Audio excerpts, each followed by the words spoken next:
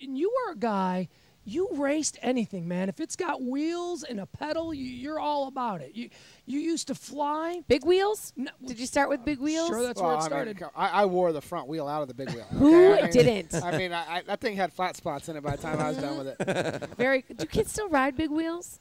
You don't have kids. I don't know. I don't have kids, but I'm sure big wheels are alive. If not, we need to bring them back. I mean, I think they're still around. The one thing, these kids are riding these days now, these Heelys. It's like the hot deal. So my daughter has them. What the hell is her that? daughter has them. See, she knows what I'm talking with about. the wheels? Shoes with the wheels. Yeah, I mean they get hauling through the mall and then they just slide along. I'm not sure that they're going to do a Jim Beam. Why didn't I invent those? No kidding. Yeah, I'm rolling my eyes at it, but if I was a kid, I'd want those. I wanted some Heelys, yeah. Yeah, sure, why They're not? pretty cool. Do you have some? No, but I probably need some. I mean, getting around this garage area, we probably need the 4-wheel drive ones, a little bigger wheels on them, so they roll over little stumps and stuff. Hey, what do you got? By the way, you're a team owner. You own your own team, so that means I'm guessing that you need to supply all the little transportation gadgets in the pits. What do you guys have? Mopeds, Segways, dune buggies? What do you roll around with?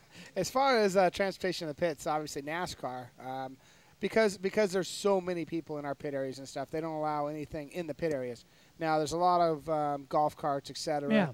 Around the garage area, and I've got a new Polaris Razor that I get around in, so it's kind of like one of those tricked out ATV it's like a kind little, of things. but it's about the size of a golf cart. It's just a high-speed golf cart. Get Segways. Wouldn't that be cool? Segways, to see everybody going around in Segways? I actually went to Dean Kamen's house before, and actually I heard the inventor. Are you kidding? Yeah. You've been to that island? I've been to his house. Is it on an island? Flew in his helicopters and rode his Segways. So that was pretty cool. I mean, one of my highlights was that he invented the dialysis machine, I believe, first. He invented a bunch of stuff. Yeah, no, he's a brilliant man. And isn't he working on, or did he create like a stair climbing wheelchair? Yeah, that's what I thought it came from. Yes, he had his stair climbing wheelchair, and it also puts people in an upright position so they can be as if they were a normal sized person, not stuck in a wheelchair anymore. Obviously they're normal size, but brings them up to the right altitude. Plus, I rode that thing too. It was really cool. Wow. Yeah, no, I was able to ride the wheelchair, and the way it stepped up the stairs and stuff. It's all based on balance,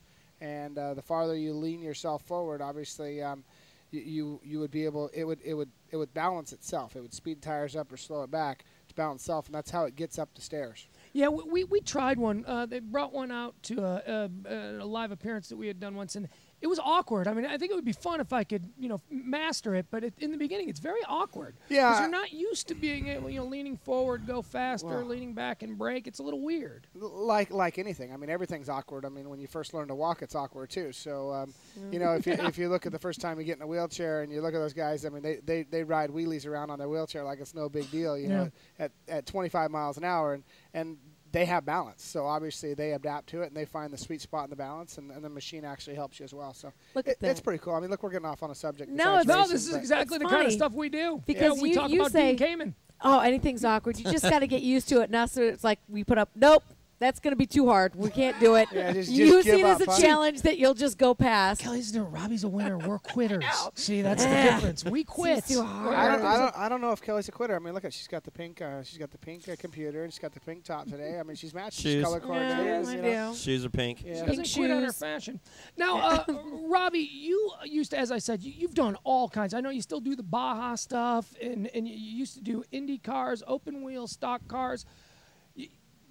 How many times did you do the fly where you do 2 races in one day? I believe we did it 4, maybe 5, but I think it was 4. Indy 500, Coca-Cola 600s. That was your thing. It was so cool on Indy 500 day to be sitting there and hearing the updates about, no, Robby Gordon's in his plane now. He's going to that was, I mean, it had to have been grueling. It was fun. But what a great gimmick. No, it was fun. It was not only a gimmick, we were competitive. I mean, I qualified on the front row at Indy there a few times, so I've come very close to winning it. Charlotte, I think our best finish is 8th. So, we've had some good runs there. Right now the schedule just doesn't work out, and with the driver of record being the you must start the race to gain points. It's you have to be at Charlotte on time, and I think there's just too much risk right now with this top 35 game. As you see, there's good teams outside the top 35, and it's dangerous ground out there. So. you got to have good runs week in and week out, and you got to finish races here in the new Sprint Cut Series. You're a good guy to ask this question to. Compare the series, IRL versus NASCAR. I mean, what was it that made you decide that this was going to be your primary home? You chose one over the other. Yeah. Well, back when I chose the 2 series, you know, I've always had my own race teams in the past, and I had an IndyCar team in 1999 that we operated. We came within a lap of winning the Indy 500. But on the other side of it, you know, when I was doing IROC, which was the International Race Champions, the series just went away. I think last year was 2 years ago was the last year. Last year they didn't have it, and they sold the cars off this year. But when I did that, I finished second. Tell my neighbor he's still got an IROC Z in his driveway. That's what I was thinking. It was a cool series. International Race of Champions is what IROC stood for. And, you know, I raced against Dale Earnhardt Sr. In the first year, and then obviously I finished second to Senior the first year in the championship, and I finished second to Mark Martin the second year in the championship. And I was driving Indy cars, and I drove these stock cars, so I can do this too.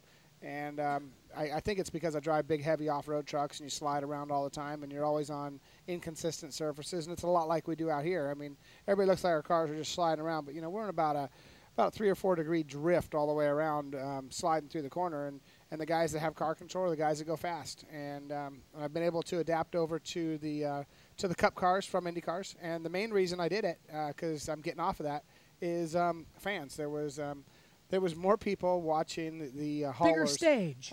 There was more people watching the transporters pull into the racetrack than there was watching the IndyCar races. I'm sorry to say that, but it's true. And you know, when you're looking and you're dealing with sponsors, you have to be in front of the faces. And NASCAR has done a wonderful job up until this point. You know, IndyCar has now got back together, and I do hope that they get their fan base back because they lost it when they split. People got confused, and I think a unified series is going to be good for them. But at the same time, I'm glad I switched my career to stock cars because now I'm 39 years old, and I can do this for another 5-6 years and still be very competitive. Where IndyCar racing is a young man's sport. It's a 30. So you wouldn't go back. I mean, now that CART is gone and it's all IRL, and what if they get it back? What if, you know, this phenomenon reemerges and suddenly, I mean, would you go back, or you're saying no, you wouldn't? No, I'm not a full-time guy there anymore. I firmly believe that I'm not a full-time guy there, but I could be an Indy 500 guy. You know, Indy's about experience, and I've got a lot of experience there. You need to adjust your car all day long and be very fast at the end of the day, and it's something that I've got a knack for. We have I think we have top 5 finishes at Indy, and it's a place that we can run good. So you know, if the time schedule allowed it, and to be honest with you, not that I have any choice of the time schedule, but I would sure like to see them run the Indy 500 on Monday. And that would allow a lot of opportunity for, you know, Tony Stewart, myself, Juan Montoya, Sam Hornish Jr., and pray for rain, you know, and anybody else. Well, yeah, pray for rain when you're at Indy, but I've been bitten by the rain a couple times at Indy, so that's why they really need to move till Monday. I'm sorry to say that. Why wouldn't it's Memorial Day? It's a long weekend. Everybody's off work anyway. Well, everybody stays up late watching the Coca-Cola 600 on Sunday night, and hey, it gives them something to do on Monday. They'll be sitting there on Monday, and they can have a grill out the next day on Memorial Day, and obviously watch the Indy 500. So from the pool. Huh? You said now 5 or 6 years you could still be competitive for 5 or 6 years in NASCAR. You could be competitive a lot longer than 5 or 6 years. Well, I could be competitive for 5 or 6 years. That's why I started my own race team. It's something I want to do as I grow older, and obviously we'll put some young guys that are braver than me driving these race cars. So you'd like to move up to management, just well, focus I on kind that of do it one? now. It is management. No, but I mean just up there and get out of the driving part. Well, if I you're believe that's a little ways away, but it's something that obviously you got to start looking at, and that's why I started Robby Gordon Motorsports, and that's why we're driving the number 7 car, and we're locked inside top 35 in points. So there's a career after the career.